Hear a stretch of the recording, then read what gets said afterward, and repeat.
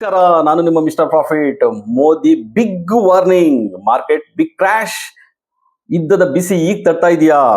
Crude oil, gold, fertilizer ಮತ್ತೆ edible oil 23 lakh crore import ಮಾಡ್ಕೊಂತ ಇದೆ. ಇದರಿಂದ ಬಿಗ್ ಡಾಲರ್ ಟ್ರಾನ್ಸಾಕ್ಷನ್ ನಡೀತಿದೆ. ಸೊ ಹಾಗಾದ್ರೆ ರುಪಿ ವೀಕ್ ಆಗ್ತಾನೆ ಹೋಗ್ತಾ ಇದೆ.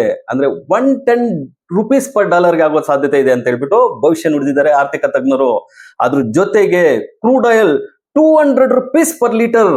ಸೊ ಇದೇ ತರನೇ ಆರ್ಥಿಕ ತಜ್ಞರು ಭವಿಷ್ಯ ನುಡಿದಿದ್ದಾರೆ ಅಂತಾನೆ ಹೇಳ್ಬೋದು. ಇನ್ನು ಗೋಲ್ಡ್ ಈಗ ಕೊಂಡ್ಕೊಬೇಕಾ? ಹಾಗಾದ್ರೆ ಪ್ರೈಸ್ ಏನಾಗುತ್ತೆ?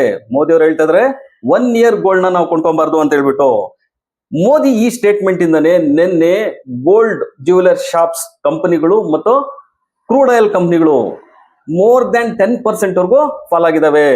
ಓವರ್ ಆಲ್ ಆಗಿ 360 ಪಾಯಿಂಟ್ಸ್ ಡೌನ್ ಆಗ್ಬಿಟ್ಟು ಬಿಲೋ 24,000 ನಿಫ್ಟಿ ಕ್ಲೋಸ್ ಆಗಿದೆ. ಹಾಗಾದ್ರೆ ಇವತ್ತು ನಿಫ್ಟಿ ವೀಕ್ ಆಗಿ ಓಪನ್ ಆಗುತ್ತೆ. 23,800 ಬಿಲೋ ಇದ್ರೆ ಸೆಲ್ಲಿಂಗ್ ಪ್ರೆಷರ್ ಕಂಟಿನ್ಯೂ ಆಗ್ತಾ ಇರುತ್ತೆ. ಸಪೋರ್ಟ್ ಬಂದ್ಬಿಟ್ಟು 23,550, ರೆಸಿಸ್ಟೆನ್ಸ್ ಬಂದ್ಬಿಟ್ಟು 24,000 ಆಕ್ಟ್ ಆಗಿರುತ್ತೆ. ಇವತ್ತು ನಿಫ್ಟಿ ವೀಕ್ಲಿ ಎಕ್ಸ್ಪೈರಿ ಇರುತ್ತೆ. ಒಂದು ಬಿಗ್ ವಾಲೆಟೈಲ್ ನೋಡೋ ಸಾಧ್ಯತೆ ಹೆಚ್ಚಾಗಿರುತ್ತೆ. ನೀವು ಇದ್ರ ಬಗ್ಗೆ ಕಮೆಂಟ್ ಮಾಡಿ, ನಮ್ಮ ಚಾನಲ್ ನ ಲೈಕ್ ಮಾಡಿ, ಸಬ್ಸ್ಕ್ರೈಬ್ ಮಾಡಿ, ಶೇರ್ ಮಾಡಿ.